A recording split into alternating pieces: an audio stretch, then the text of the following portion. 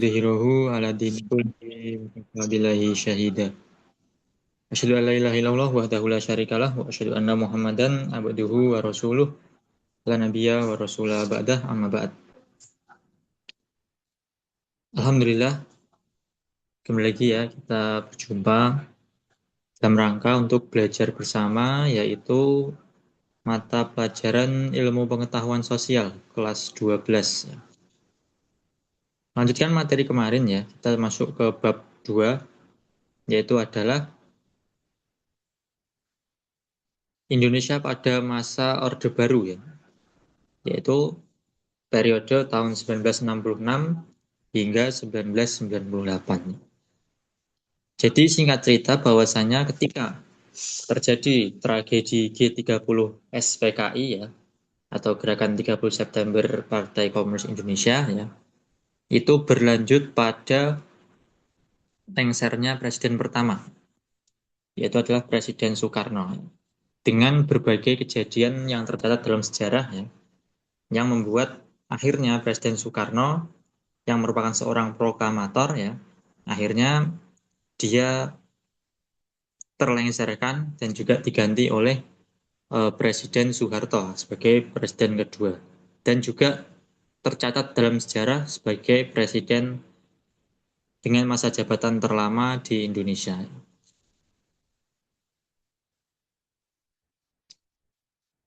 Adapun dalam masa transisi ini ya, antara tahun 1966 hingga 1967 ya, ada berbagai kejadian ya. Jadi yang pertama tadi ya, G30 SPKI ini menjadi awal jatuhnya kekuasaan Presiden Soekarno dan hilangnya kekuatan politik PKI dari pencaturan perpolitikan Indonesia. Jadi pada kejadian tersebut ya, sebelum Soekarno ini ditengserkan ya atau meninggalkan kursi kekuasaannya ya,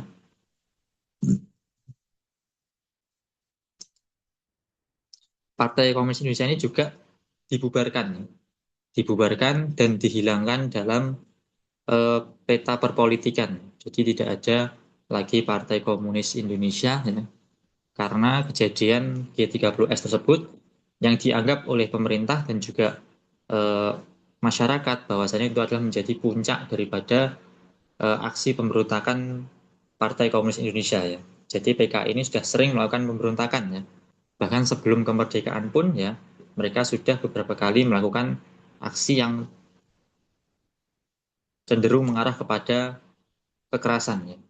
Artinya mereka ingin mengganti ideologi negara menjadi ideologi komunis seperti itu. Dan itu bertentangan oleh banyak orang ya. Karena Indonesia pada masa itu ya, bahkan sekarang pun ya, mayoritas adalah penduduk muslim dan juga banyak umat Islam yang mereka juga ikut berjuang memerdekakan negara ini. Jadi mereka merasa bahwasanya eh, tidak pas ya, ideologi komunis ini tidak pas, dan sehingga maka setelah kejadian G30S ini maka dibubarkanlah PKI tersebut. Jadi partai ini sudah menghilang ya, seperti itu.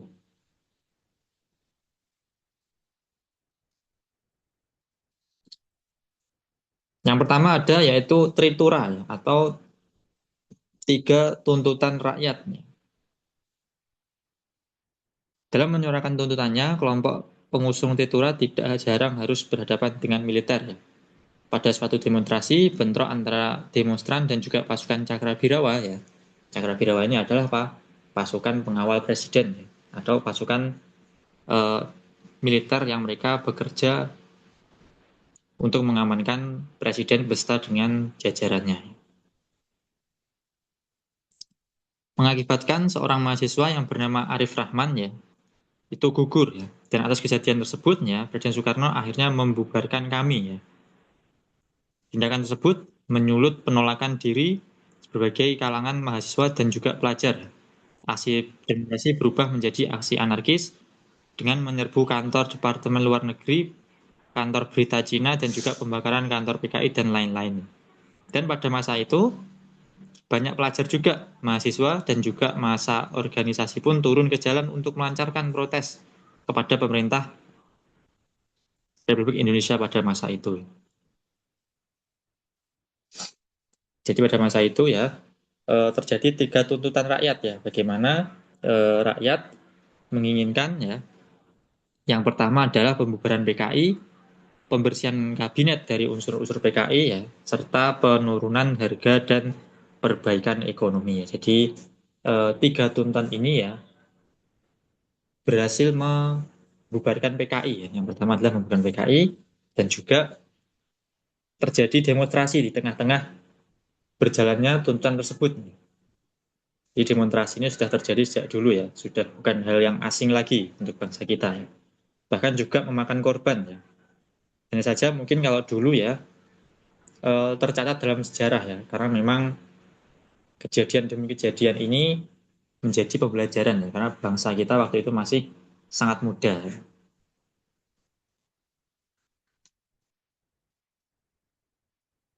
Dan akhirnya 3 tuntutan tersebut ya, 2 poin pertama ini berhasil dilaksanakan ya.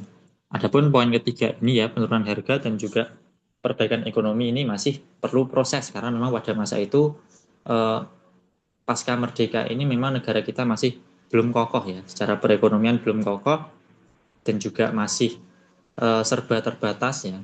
Apalagi saya juga pernah mendengar ya bahwa inflasi harga pada masa itu sangat melonjak sekali ya, bahkan sampai ke 600% katanya. Jadi sangat-sangat membebani rakyat pada masa itu.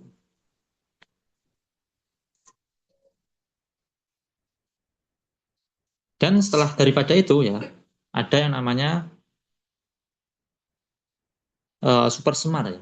Akhirnya turun yang namanya Super Semar atau Surat Perintah 11 Maret. Ya. Perlu diketahui ya, Super Semarnya adalah salah satu tonggak penting sejarah Indonesia yang menandai peralihan masa demonstrasi terpimpin ke Orde Baru ya. Namun meskipun demikian ya, keberadaan Super Semar sampai saat ini masih dianggap kontroversi karena naskah aslinya tidak pernah ditemukan. Ya. Dan surat tersebut dianggap sebagai alat kudeta dan terdapat perbedaan intervensi dalam penafsirannya ya. Jadi Super Semar ini merupakan salah satu eh, sejarah penting ya, salah satu bagian dari sejarah penting ya beralihnya masa kepemimpinan Orde Lama ke Orde Baru ya. Yang kita tahu ya, Orde Baru ini merupakan eh, presiden atau pemimpin dengan masa jabatan terlama ya, 32 tahun ya. Dengan berbagai macam pencapaian tentunya dan juga berbagai macam kejadian-kejadian di dalamnya. Namun meskipun demikian ya, pada masa peralihan tersebut masih terdapat banyak sekali hal-hal yang dianggap mungkin masih janggal ya. Masih janggal. Seperti keberadaan Super Semar ya. Super Semar itu bukti fisiknya sampai sekarang ini masih menjadi tanda tanya. Ya.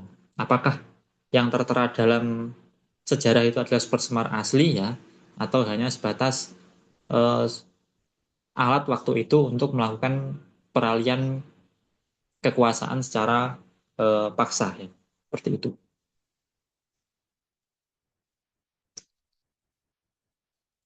Pada tanggal 11 Maret 1966, sedianya Presiden Soekarno akan mengadakan sidang kabinet untuk mengatasi situasi politik yang kian memanas ya. Namun sidang tersebut diboikot oleh para demonstran dan tersebar rumor bahwa ada pasukan tanpa tanda mengenal berada di sekitar tempat sidang kabinet berlangsung ya. Hal tersebut menjadi alasan Presiden Soekarno kembali ke Istana Bogor ya. Jadi pada masa itu ya, seharusnya Presiden Soekarno pada 11 Maret ini melakukan sidang kabinetnya. Namun ternyata ada kabar bahwasannya demonstran dan juga beberapa orang yang disinyalir sebagai anggota militer ya, tapi tidak memakai identitas ya, itu mengepung area sekitaran Istana Bogor ya. Jadi hal tersebut yang akhirnya mengurungkan niat Soekarno untuk melanjutkan perjalanan ke Istana Bogor karena dirasa bahwasannya situasi pada saat itu sangat mencekam ya, atau membahayakan bagi keamanannya.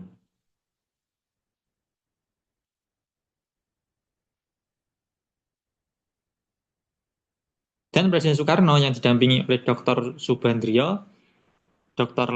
Lemena, dan juga Dr. Khairul kemudian mengadakan pembicaraan dengan 3 perwira tinggi, yaitu Maijen Basuki, Brigjen Muhammad Yusuf, dan juga Brigjen Amir Mahfud yang diutus oleh Letjen Soeharto ya.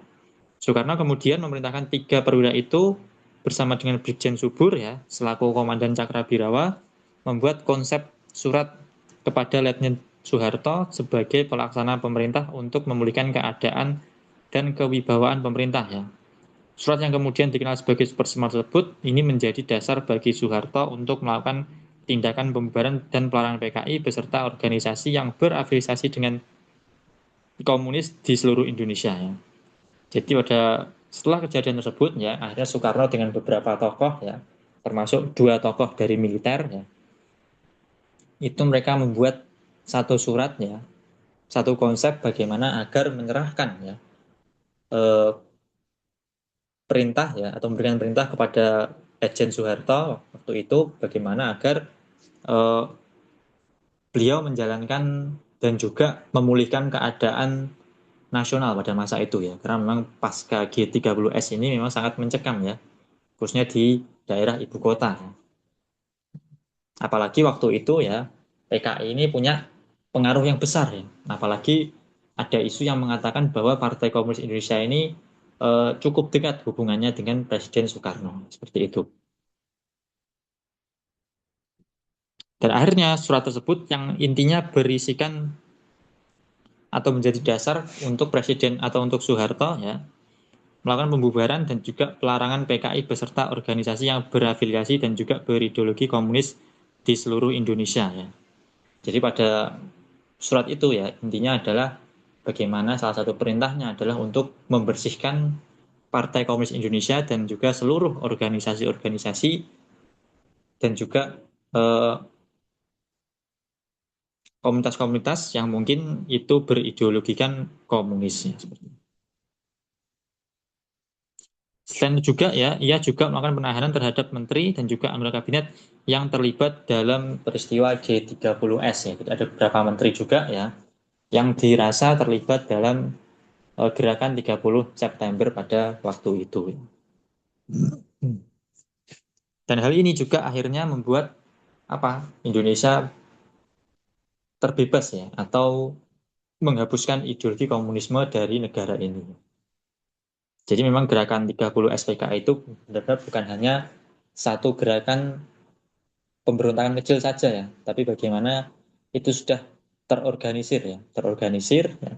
Bagaimana itu bisa bahkan hingga level menteri ya, level menteri mereka juga disinyalir dan juga diduga kuat mereka terlibat dalam aksi tersebutnya. Entah terlibat dalam hal memberikan masukan ataupun secara langsung.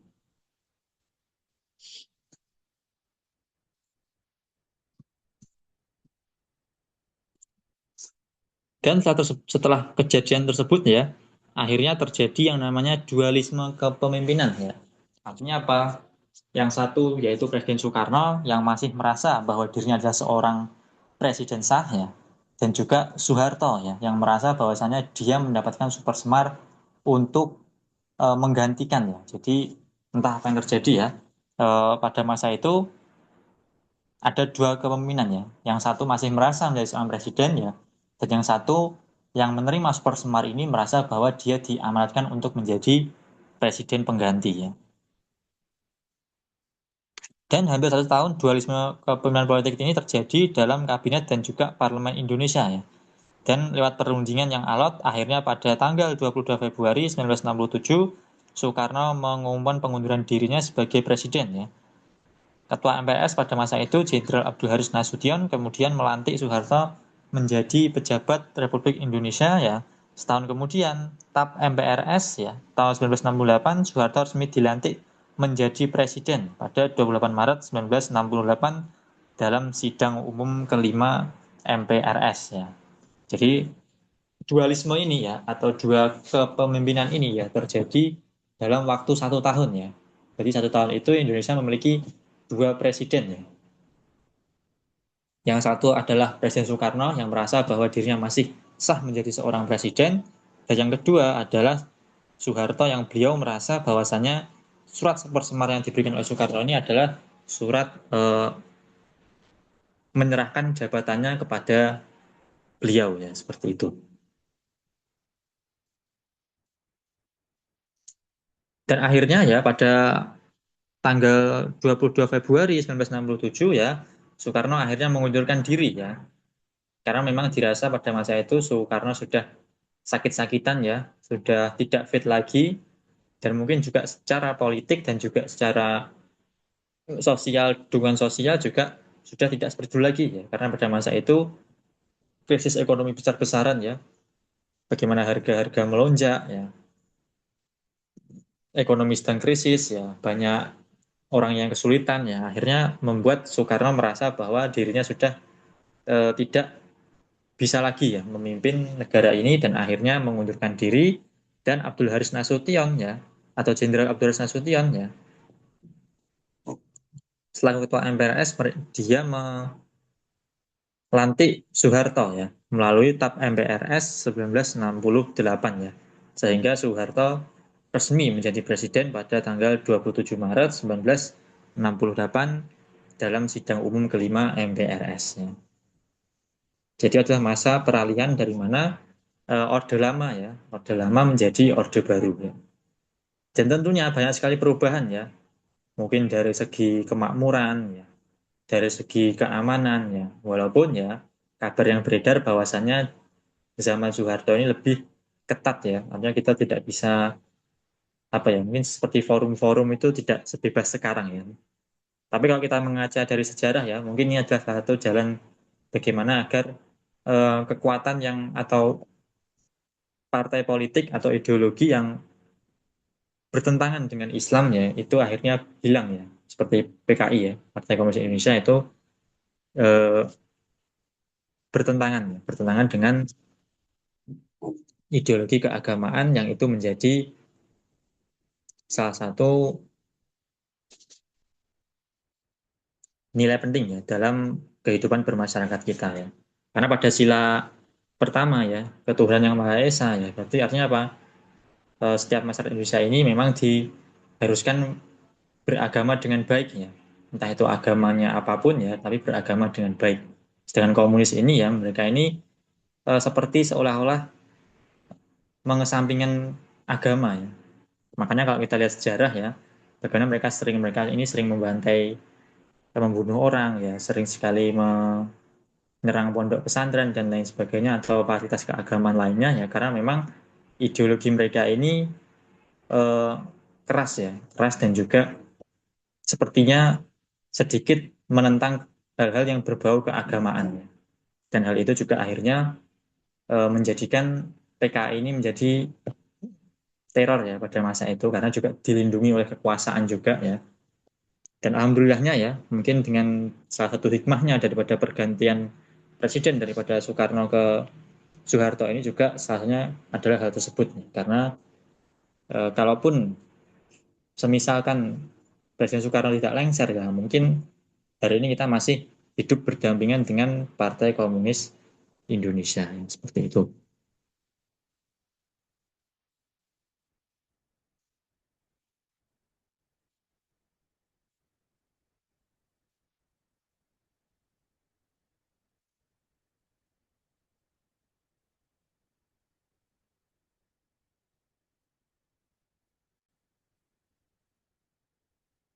Ya mungkin sementara itu dulu ya yang saya sampaikan. Insya Allah kita minggu depan akan membahas yaitu tentang penguatan negara dan juga kelemahan kebijakan Orde Baru bagi pembangunan masyarakatnya. Jadi setelah peralihan tadi beberapa kebijakan pun dilakukan oleh Presiden Soeharto ya. Dalam hal penguatan negara ya karena memang negara eh, pasca dalam kondisi gonjang-ganjing ya atau kondisi melemah maka perlu penguatan dan juga eh, kelemahan ya daripada kebijakan baru daripada Presiden Soeharto di tengah masyarakatnya. Artinya ketika terjadi perubahan kebijakannya itu pasti akan menimbulkan sedikit hal yang negatif ya bagi masyarakat. Dan itu adalah bagian daripada proses eh, pemerintahan seperti itu. Baik, bila ada keraguan mohon maaf. Subhanakallahumma wa bihamdika asyhadu an la ilaha illa anta astaghfiruka wa atubu ilaik.